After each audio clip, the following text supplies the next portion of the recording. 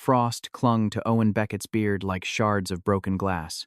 At 68 years old, the American ex-geologist had spent the last 2 decades intentionally vanishing into the sprawling, unforgiving expanse of the Siberian taiga.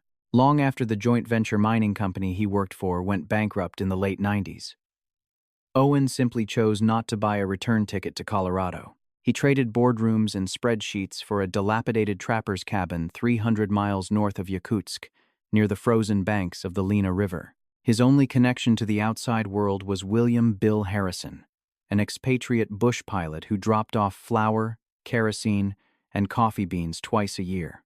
Owen liked the silence. He liked the brutal honesty of the cold. But on a blistering Tuesday in late November, the taiga's silence was broken by a sound that would alter the trajectory of his isolated existence forever. It was 35 degrees below zero when Owen heard the whimper. He was 2 miles from his cabin, navigating a dense thicket of silver birch and ancient larch trees, checking his own modest rabbit snares. The sound was thin, metallic, and desperate. Following the noise, Owen pushed through a heavy snowdrift and froze. In a clearing stood a crude, illegal wire snare, the kind left by transient poachers who cared little for conservation. Tangled in the heavy-gauge wire was a massive female timber wolf. She had been dead for days, her body flash-frozen and dusted with a cruel layer of powder.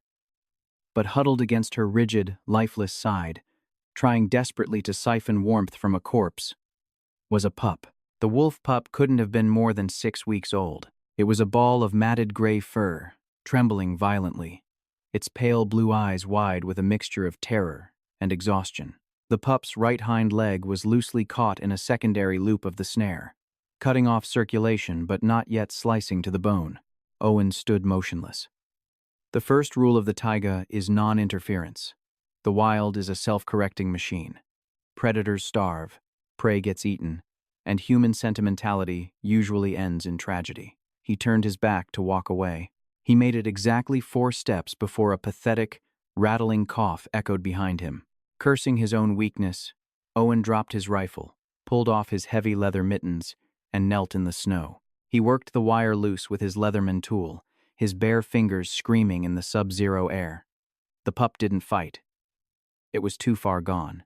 Owen unzipped his heavy parka, tucked the shivering mass of fur against his thermal layers, and began the long trek back to the cabin.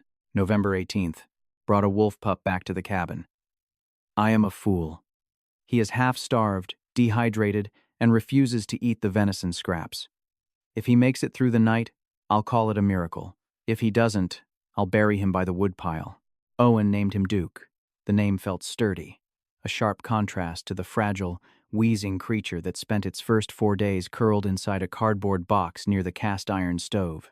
Saving Duke required a stubbornness Owen hadn't exercised in years. He mixed powdered milk with melted snow and warm bacon grease, force-feeding the pup through the tip of a modified rubber glove. For 3 nights, Owen didn't sleep.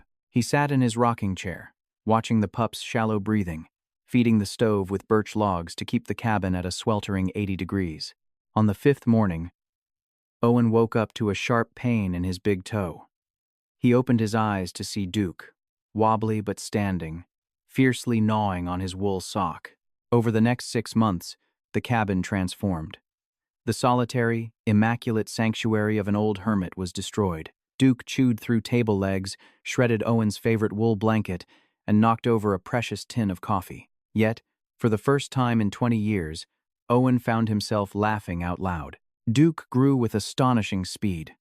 By his first birthday, he was a 120-pound apex predator.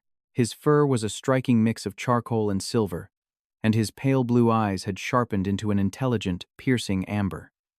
But despite his size and biological imperatives, Duke acted like a shadow.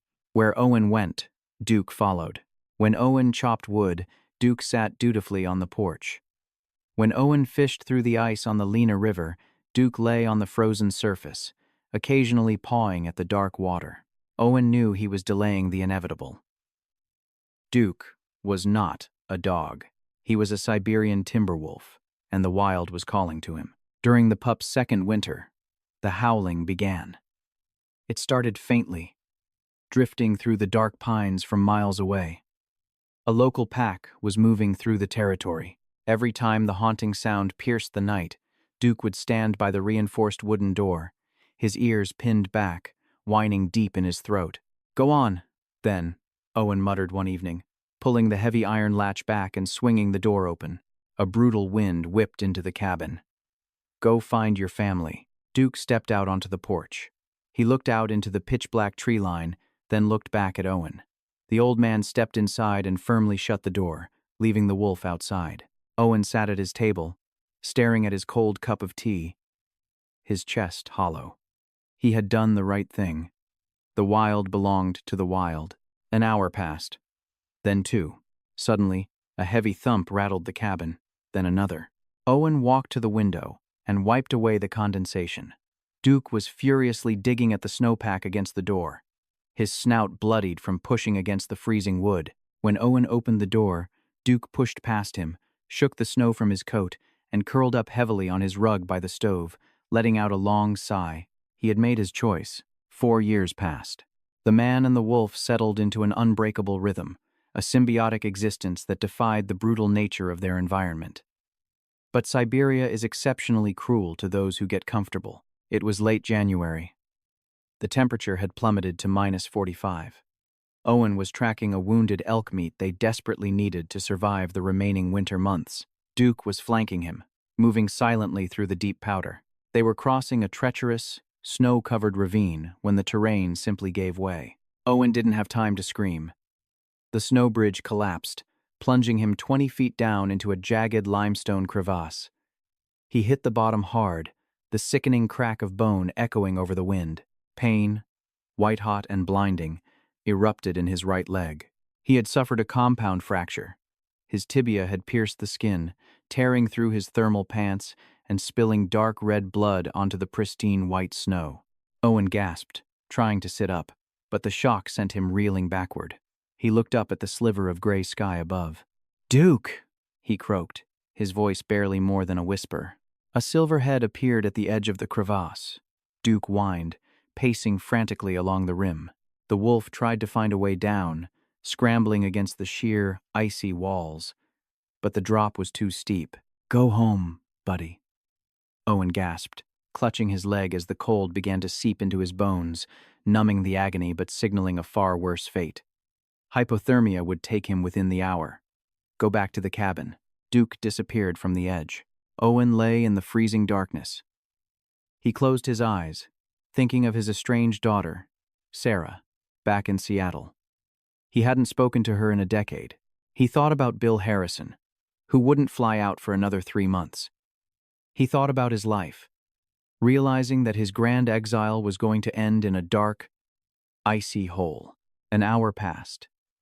The shivering stopped, a terrifying medical milestone indicating his core temperature was dropping fatally low. Owen drifted in and out of consciousness, hallucinating the warmth of the Colorado sun. Then, he heard the crunch of snow. Owen forced his eyes open. He wasn't alone. Peering over the edge of the crevasse were wolves. Not one, but 5 massive timber wolves. The local pack. The scent of his blood had drawn them. This is it, Owen thought, feeling a strange sense of detachment. Nature taking its course. The alpha, a scarred, black-furred giant, found a precarious snow ramp along the far edge of the ravine and began to descend slowly, its eyes locked on the bleeding old man. The rest of the pack followed. They fanned out, their low growls vibrating in Owen's chest. Owen didn't reach for the hunting knife on his belt. He didn't have the strength. He just watched as the black alpha took a slow, deliberate step forward, baring its teeth. Suddenly, a silver blur launched from the top of the crevasse. Duke hit the ravine floor with a heavy thud, instantly placing himself directly between Owen and the advancing pack. The hairs on Duke's back stood straight up, making him look twice his size. He let out a roar, a terrifying, guttural sound that Owen had never heard his companion make before. The black alpha paused, surprised. It snapped its jaws, stepping forward to assert dominance. In a flash of teeth and fury, Duke lunged. He didn't aim to kill. He aimed to shock. He slammed his shoulder into the alpha's chest, throwing the larger wolf off balance, and snapped his jaws mere inches from the alpha's throat. It was a clear, unmistakable message. To get to him, you have to kill me. For 10 agonizing seconds, the two wolves locked eyes. The ravine was dead silent, save for the howling wind above. Slowly, the black alpha lowered its head. It broke eye contact, turned, and scrambled back up the snowy ramp. One by one, the rest of the pack followed, melting back into the taiga. Duke didn't relax until the last wolf was gone. Then, he turned to Owen. The old man was slipping away, his eyes rolling back. Duke let out a distressed whine. He laid his massive body directly on top of Owen's chest, wrapping himself around the old man's torso, radiating extreme body heat. Owen didn't know how long he lay there. His reality was reduced to the rhythmic beating of Duke's heart against his chest and the suffocating smell of wet fur. What Owen didn't know was that while he was unconscious, Duke had not just been keeping him warm. Every time Owen stopped breathing, Duke would paw violently at his face, licking his nose and whining loudly until the old man gasped for air. Thwack, thwack, thwack. The sound was distant at first, like a heartbeat. Then it grew louder, echoing off the canyon walls. It was the distinct, heavy chop of helicopter blades. Bill Harrison had not been scheduled to fly for 3 months, but by an incredible stroke of luck, or perhaps fate, he had picked up a highly lucrative contract to survey a remote stretch of the Lena River for a geological mapping firm. As he flew his modified Bell 206 over the ravine, the pilot noticed a strange anomaly in the snow. A massive smear of red, and a large silver wolf standing at the bottom of a crevasse, staring up at the sky. When Bill banked the chopper to get a closer look, the wolf didn't run. Instead, Duke stood on his hind legs, resting his front paws against the icy wall, barking frantically at the machine. Bill recognized the silver wolf. He recognized the proximity to Owen's cabin. He immediately radioed a Russian emergency extraction team in Yakutsk. Owen woke up to the sterile, burning smell of bleach. He blinked against the harsh fluorescent lights. He was lying in a hospital bed. His right leg was elevated, encased in heavy plaster and metal pins. IV tubes snaked out of his bruised arms. "Welcome back to the land of the living, Tommy," a gruff voice said. Owen turned his head. Bill Harrison was sitting in a plastic chair in the corner of the room, looking exhausted, holding a crushed paper cup of terrible hospital coffee. "Bill?" Owen croaked. His throat felt like sandpaper. "How?" "You've been out for 4 days," Bill said, leaning forward. "Hypothermia, severe blood loss, and a compound fracture that took the surgeons 6 hours to put back together. You almost died out there, old man." Owen closed his eyes, the memories flooding back. The fall. The black wolf. The fight. "Duke!" Owen gasped, his heart rate monitor spiking. He tried to sit up but failed. "Where is he? Did the rescue team? Did they shoot him?" It was a common, tragic protocol. Wild animals acting aggressively around rescue sites were often put down by emergency responders. Bill smiled, a slow, knowing grin. He stood up and walked over to the hospital room door. "The Russian medevac boys tried to run him off," Bill said, grabbing the door handle. "But that stubborn mutt refused to leave your side. Growled at anyone who tried to touch you without a stretcher. The head medic finally got fed up, strapped a muzzle on him which he somehow allowed and threw him in the back of the chopper with you." Bill opened the door. "Cost me $1,000 in bribes to the hospital administrator to let him stay in the freight elevator bay. But honestly, I think they were just too scared to say no to him." Bill stepped aside. Padding softly into the sterile, white hospital room was 120 pounds of silver and charcoal muscle. Duke's ears perked up the moment he saw Owen awake.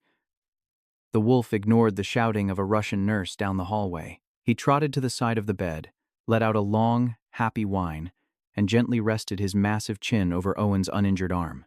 Owen Beckett, the hardened hermit, who had spent 20 years running from the world, buried his face in the wolf's thick fur and wept. He knew right then that his days of complete isolation were over. He would have to recover, maybe move closer to civilization, maybe even call his daughter in Seattle. The taiga had finally spat him out. But as he felt Duke's warm breath against his neck, Owen knew he wouldn't be returning to the world alone. The wild had taken his solitude, but it had given him a guardian for life.